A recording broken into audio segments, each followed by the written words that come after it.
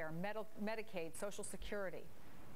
Well, the issue is how we make those cuts and savings. So yes, we should find savings in Medicare. We should do it by building on the ideas we had in the Affordable Care Act, which says that we should move away from this fee-for-service system in Medicare, which does drive up costs, and move toward a system where we reward providers for the quality of care they provide. The private insurance industry has begun to move in that direction too. What we will oppose is the voucher idea, which doesn't contain costs, but simply shifts and offloads rising health care costs onto the backs of seniors. That is not a solution we can support. We are looking for ways to build on the Affordable Care Act to contain costs in the overall system, not just pass them onto seniors. Chuck Schumer just suggested that it's no on Social Security. Are you a no on that as well?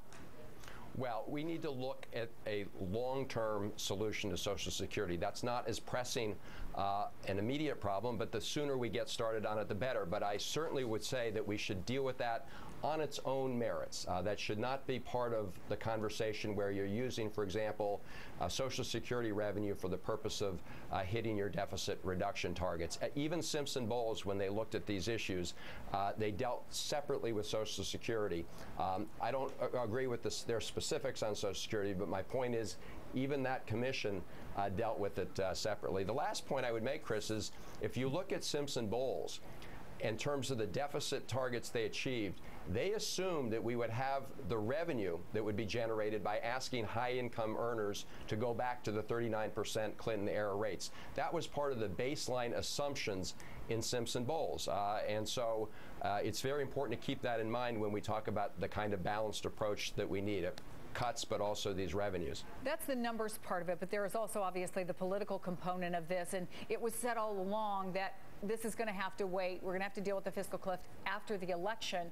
But most of the Tea Partiers were reelected in the House, as you well know.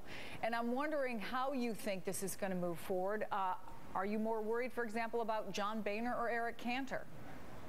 Well, look, the Republicans are going to have to work out their politics in the caucus. Some of the most high-profile Tea Party House members, like Allen West and others, were defeated. And, of course, I think in the Senate races, Republicans had a strong reaction to their Tea Party candidates. But I'm not counting on sort of a conversion of the Tea Party members, but I am counting on the fact that the fiscal cliff creates a potential for risks, but also for opportunities. And I think it's absolutely unsustainable for the Republicans to continue to take the position they have, which is that nobody in the country gets extended tax relief until very high income earners or people like Mitt Romney get a bonus tax break. I don't think that's sustainable to go out and tell the American people that they're holding out for tax breaks, bonus tax breaks for folks at the very top at the expense of everybody else. That's not a sustainable position.